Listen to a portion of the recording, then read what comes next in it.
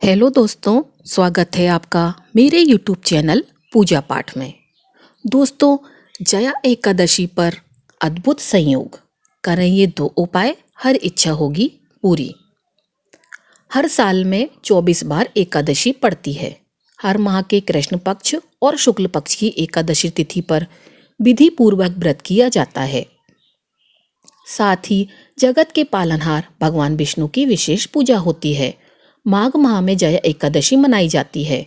माघ माह के शुक्ल पक्ष में जया एकादशी मनाई जाती है।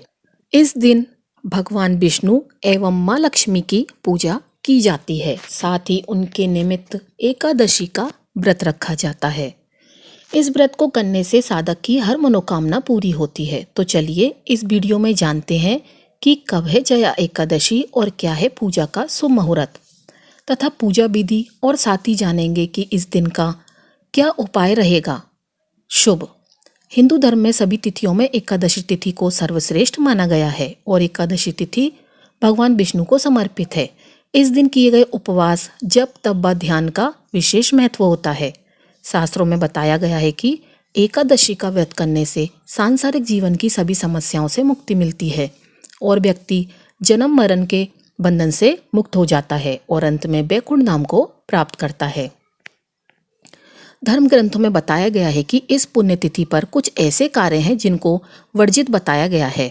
ऐसा करने से जीवन में कई तरह की परेशानियों का सामना करना पड़ता है और भगवान विष्णु की नाराजगी का भी सामना करना पड़ता है। आइए जानते हैं कि एकादशी के दिन ऐसे कौन से कार्य हैं जिनको भूल कर भी नहीं करना चाहिए।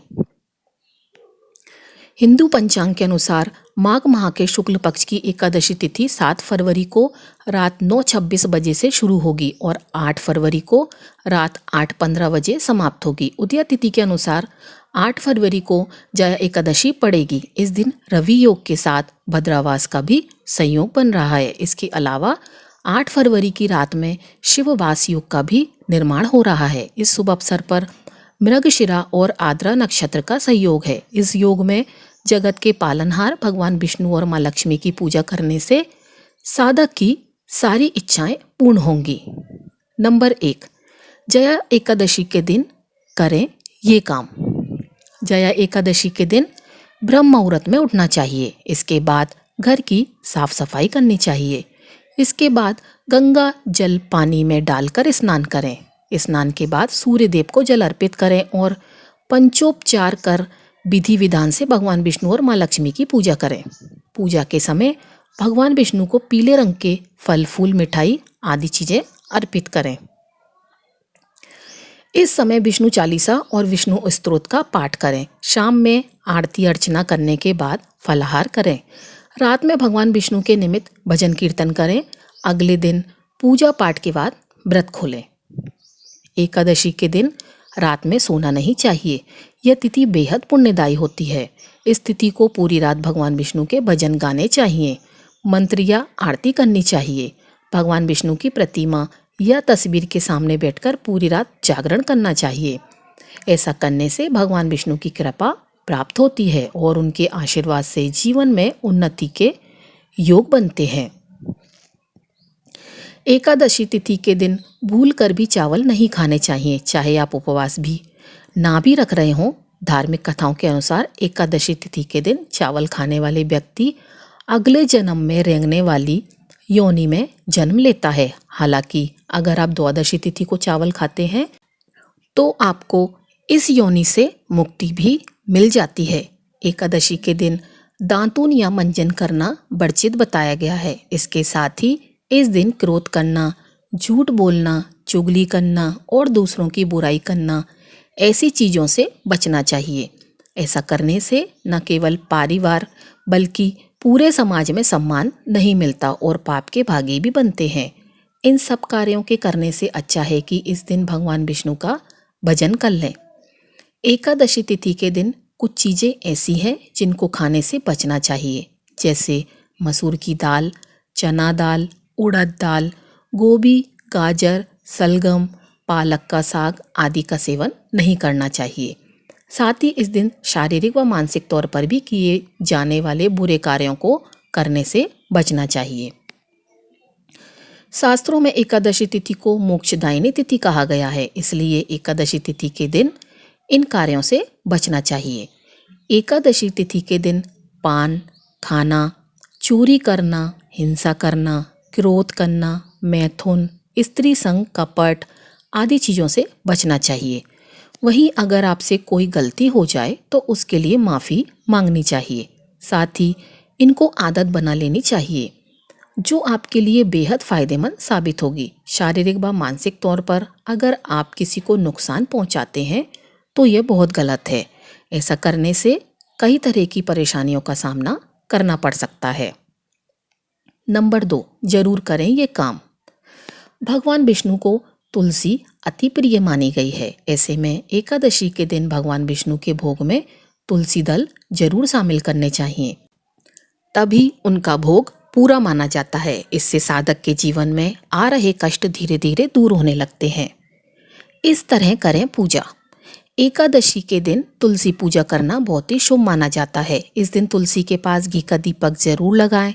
इसके बाद तुलसी माता को लाल चुनरी, तिल, सिंदूर, रोली और नैवेद्य आदि अर्पित करें और 11 या फिर 21 बार तुलसी की परिक्रमा करें।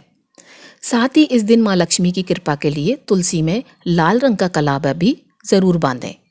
अगर आप अपने घर में कभी पैसों की तंगी नहीं चाहते और आपके घर में भंडार हमेशा भरे रहें तो एकादशी के दिन शाम के समय तुलसी के पौधे में गाय के घी का दीपक जरूर जलाएं और 43 दिन तक नियमित रूप से यह प्रक्रिया जारी रखें। ऐसा करने से घर में कभी पैसों की तंगी नहीं आएगी।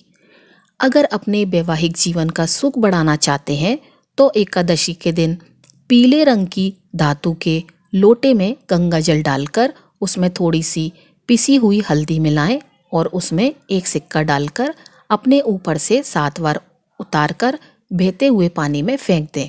ऐसा करने से वैवाहिक जीवन सुखी रहता है। अगर अपने घर की सुख शांति और बच्चों की तरक्की चाहते हैं तो एकादशी के दिन रात के समय भगवान विष्णु का ध्यान करते हुए भजन कीर्तन करें। कहते हैं एकादशी की रात को जागकर भगवान का ध्यान करने से हजारों वर्षों तक की गई तपस्या का फल मिलता है। ऐसा करने से घर में सुख शांति बनी रहेगी और बच्चों की तरक्की ज़रूर होगी। अगर अपने जीवन साथी की बेहतरी चाहते हैं तो एकादशी के दिन 5 सुहागिन महिलाओं को घर पर आदर पूर्वक बुलाकर बिना नमक का या मीठा भोजन कराएं। अगर घर पर व्यवस्था नहीं हो पाती है तो 5 सुहागिन महिलाओं के निमित्त भोजन निकालकर उनके घर जाकर दे आएं। ऐसा करने से जीवन साथी की बेहतरी बनी रहेगी। अगर आप किसी भी काम में अपनी सफलता सुनिश्चित करना चाहते हैं तो आज भगवान विष्णु की पूजा के समय 2 हल्दी की गांठ पूजा स्थल पर रख लें और अगले दिन जब भी उस काम को करने के लिए घर से निकलें तो उन हल्दी की गांठों को पीले कपड़े में लपेटकर अपने दाएं हाथ की भुजा पर बांध लें।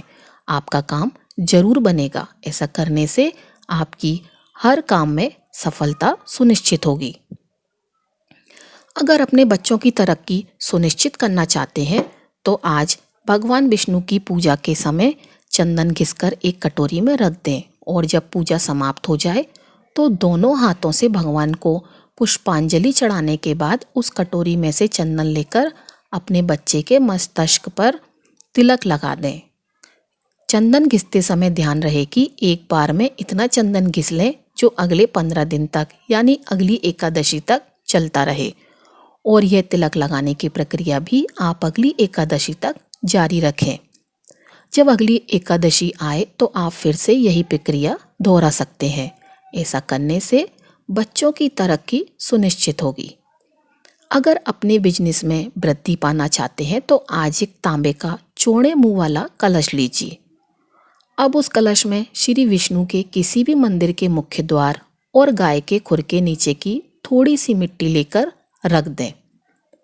अगर संभव हो तो विष्णु मंदिर के द्वार की मिट्टी और गाय के खुर की मिट्टी के साथ ही गुड़साल जहाँ पर घोड़े बांधे जाते हैं वहाँ की मिट्टी भी कलश में रखें। अब उस कलश को अपनी दुकान या ऑफिस के गेट के पास रख दें। नियमित रूप से अपनी दुकान या ऑफिस खोलते समय धूप उस कलश में जलाएं। यह उपाय आपको 15 दिन तक करना है। ऐसा करने से बिजनेस में वृद्धि के साथ साथ कई अन्य लाभ भी आपको देखने को मिलेंगे। अगर अपने परिवार के सदस्यों की समृद्धि बनाए रखना चाहते हैं तो आज दक्षिणावर्ती शंख में जल भरकर भगवान नारायण को अर्पित करें। जल अर्पित करते समय शंख में कुछ जल बचाकर रख लें और उसे प्रसाद रूप में स्वयं ग्रहण कर लें। ऐसा करने से आपके परिवार की सुख समृद्धि हमेशा बनी रहेगी।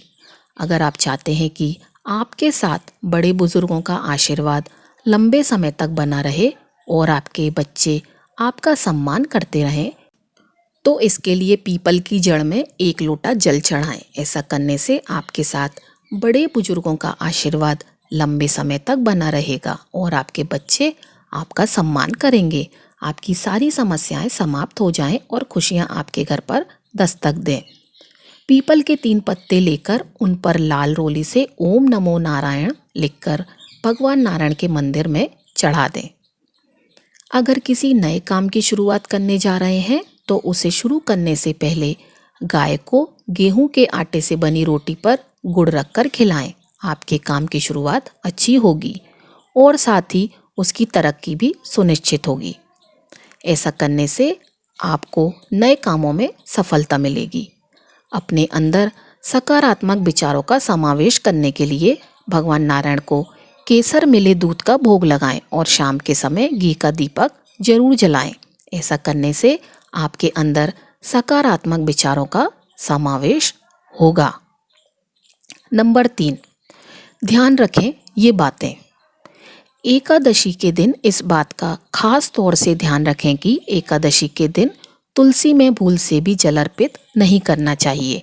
इसी के साथ ना तो इस दिन तुलसी के पत्ते तोड़ें और ना ही तुलसी को किसी तरह का नुकसान पहुंचाएं। इन बातों का ध्यान रखने से साधक के जीवन में शुभ परिणाम देखने को मिलते हैं।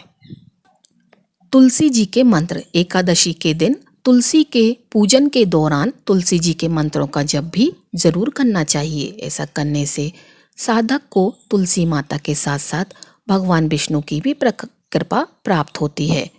महाप्रसाद जननी सर्व सौभाग्यवर्धिनी अधिव्याधि हारा नित्यम तुलसी त्वम नमोस्तुते। तुलसी गायत्री मंत्र। ओम तुलसी देवे च विद्महे विष्णु प्रिये च धीमहि तन्नो वृंदा प्रचोदयात्। दोस्तों, उम्मीद है आप सभी को वीडियो ज़रूर पसंद आई होगी। अगर वीडियो पसंद आई हो तो वीडियो को लाइक कीजिएगा और चैनल को सब्सक्राइब कीजिएगा। आपका दिन शुभ हो।